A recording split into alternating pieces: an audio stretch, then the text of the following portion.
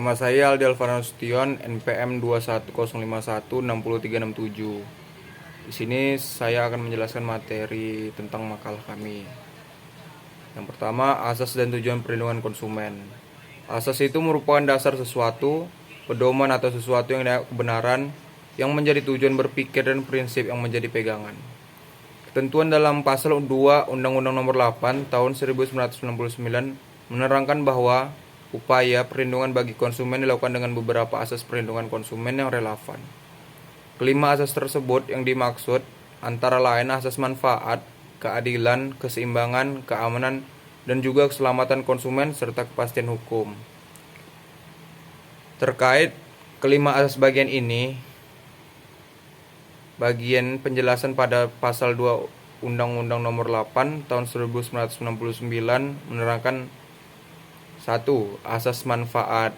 Asas manfaat dimaksud untuk mengamatkan bahwa segala upaya dalam penyelenggaraan perlindungan harus memberikan manfaat sebesar-besarnya bagi kepentingan konsumen dan pelaku usaha secara keseluruhan. 2. Asas keadilan dimaksudkan agar partisipasi seluruh rakyat dapat diwajibkan secara maksimal dan memberikan kesempatan kepada konsumen sebesar-besarnya bagi kepentingan konsumen dan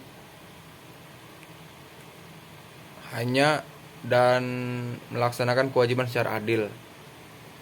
3. Asas keseimbangan dimaksudkan untuk memberikan keseimbangan antara kepentingan konsumen, pelaku usaha, dan pemerintah dalam arti material maupun spiritual. 4. Asas keamanan dan keselamatan konsumen. Yaitu adalah untuk memberikan jaminan atas keamanan dan keselamatan kepada konsumen dalam penggunaan, pemakaian, dan pemanfaatan barang atau jasa yang dikonsumsi atau digunakan.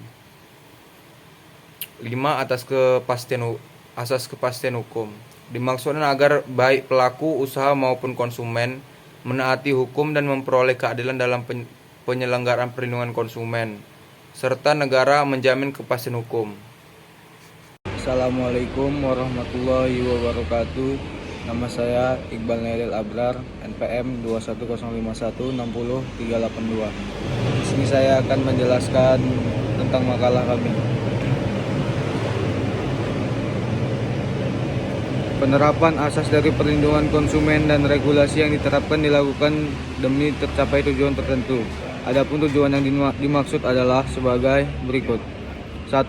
Meningkatkan kesadaran, kemampuan, dan kemandirian konsumen untuk melindungi diri. 2. Mengangkat harkat dan martabat konsumen dengan cara menghindarkannya dari akses negatif pemakaian barang dan atau jasa. 3. Meningkatkan pemberdayaan konsumen dalam memilih, menentukan, dan menuntut hak-hak sebagai konsumen. 4. Menciptakan sistem perlindungan konsumen yang mengandung unsur kepastian hukum dan keterbukaan informasi serta akses untuk mendapatkan informasi. 5. Menumbuhkan kesadaran pelaku usaha mengenai pentingnya perlindungan konsumen sehingga tumbuh sikap yang jujur dan bertanggung jawab dalam berusaha. 6. Meningkatkan kualitas barang atau jasa yang menjamin kelangsungan usaha produksi barang atau jasa, kesehatan, keamanan, dan keselamatan konsumen. Yang kedua, pihak-pihak yang terkait dalam perlindungan konsumen. Untuk melindungi kegiatan ekonomi dalam masyarakat, perlunya perlindungan terhadap pelaku kegiatan tersebut. Hal tersebut juga sebagai jaminan konsumen mendapatkan hak atas apa yang diperoleh untuk memenuhi kebutuhan hidupnya. Perlindungan konsumen juga sebagai upaya yang menjamin adanya kepastian hukum untuk perlindungan konsumen. Hak dari pelaku usaha diantaranya hak menerima pembayaran yang sesuai dengan kesepakatan mengenai kondisi dan nilai tukar barang atau jasa yang diperdagangkan.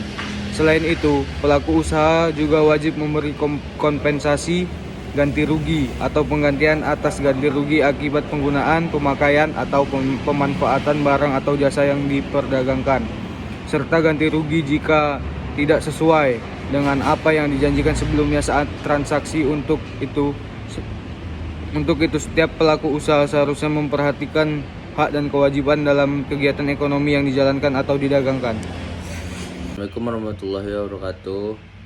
Saya Muhammad Afalabiu, NPM 2105160394. Jadi di sini saya akan menjelaskan tentang tanggung jawab pelaku usaha.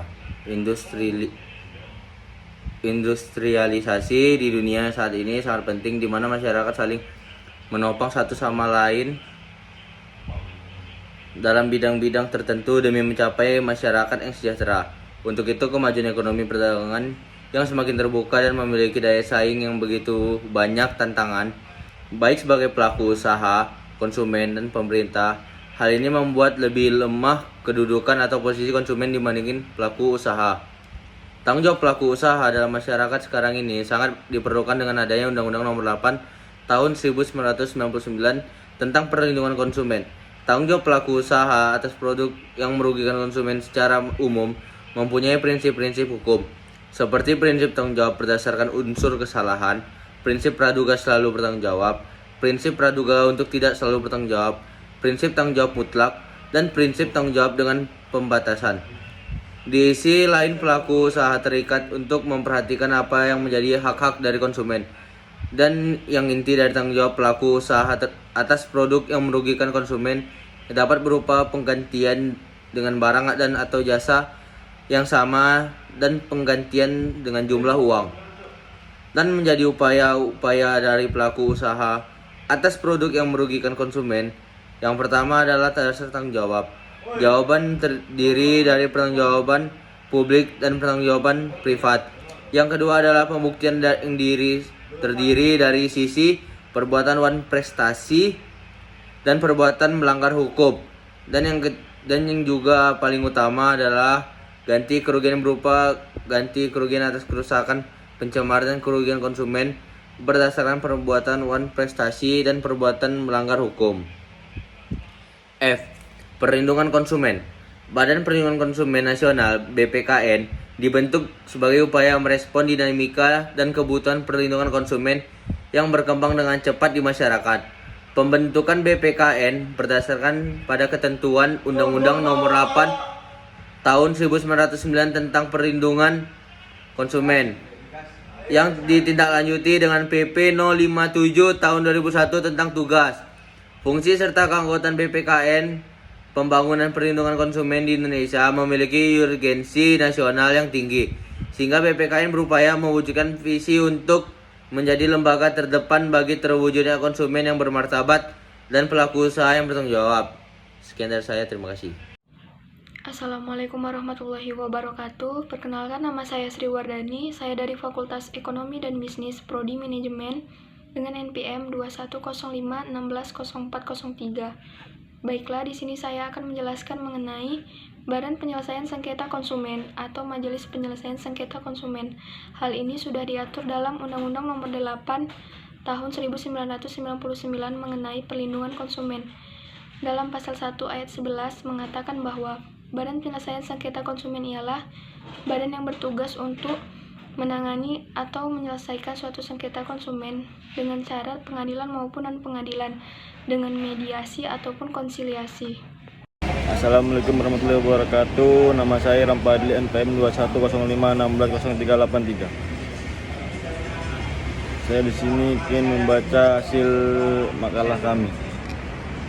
C. Sengketa konsumen. Sengketa konsumen adalah sengketa antara pelaku usaha dengan konsumen yang menuntut ganti rugi atas kerusakan, pencemaran dan atau menderita kerugian akibat mengkonsumsi barang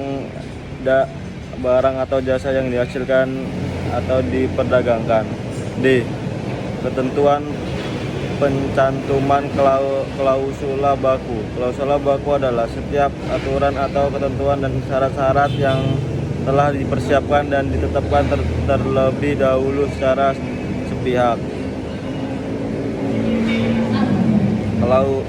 Klausula baku aturan sepihak yang ditentukan dalam kwitansi, faktur atau bond, perjanjian atau dokumen lainnya yang dalam transaksi jual beli tidak boleh kerugian konsumen.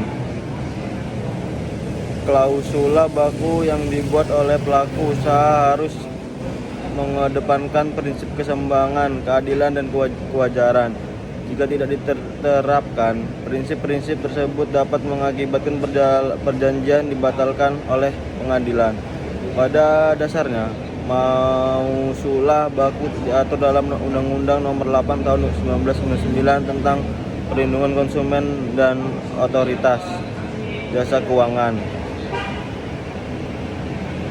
Meski klausula baku tidak dilarang, namun terdapat beberapa hal yang dilarang dicantumkan dalam klausula baku seperti pengeliharaan tanggung jawab pelaku usaha, penolakan pengembangan barang atau uang yang dapat dibayar, konsumen tunduk pula aturan baru, perubahan dan lanjutan, kuasa melakukan tindakan sepihak terhadap barang angsuran, mengurangi manfaat atau harta kekayaan konsumen dan perihal pembukaan konsumen. Assalamualaikum warahmatullahi wabarakatuh. Nama saya Muhammad Rizky Ferdiansyah, NPM 2105160370. G. Badan Penyelesaian Sengketa Konsumen dan Majelis Penyelesaian Sengketa Konsumen. BPSK sedapat mungkin akan didirikan di setiap kabupaten atau kota yang keanggotaan terdiri atas 1. Ketua merangkap anggota, 2. Wakil ketua merangkap anggota, 3. Anggota. Untuk dapat diangkat sebagai anggota Badan Penyelesaian Sengketa Konsumen harus memenuhi persyaratan. Persyaratannya yaitu 1. Warga negara Indonesia, 2. Berkelakuan baik, 3. Tidak pernah dihukum karena melakukan kejahatan, 4. 5. Memiliki pengetahuan dan pengalaman di bidang perlindungan konsumen, 6. Berusia sekurang-kurangnya 30 tahun. Nama saya Muhammad Faris Ramadan, NPM 2105160392, ingin menjelaskan Lembaga Perlindungan Konsumen Swadaya Masyarakat. Lembaga Perlindungan Konsumen Swadaya Masyarakat adalah lembaga non-pemerintah yang terdaftar dan diakui oleh pemerintah yang mempunyai kegiatan menangani perlindungan konsumen. Tugas Lembaga Perlindungan Konsumen Swadaya Masyarakat meliputi kegiatan yaitu 1. Menyebarkan informasi dalam rangka meningkatkan kesadaran atas hak dan kewajiban dan kehati-hatian konsumen dalam mengonsumsi barang dan jasa. 2. Memberikan nasihat kepada konsumen yang memerlukannya, bekerja sama dengan instansi terkait dalam upaya mewujudkan perlindungan konsumen. Yang ketiga, membantu konsumen dalam memperjuangkan haknya termasuk menerima keluhan atau pengaduan konsumen. Yang keempat, melakukan pengawasan bersama pemerintah dan masyarakat terhadap pelaksanaan perlindungan konsumen.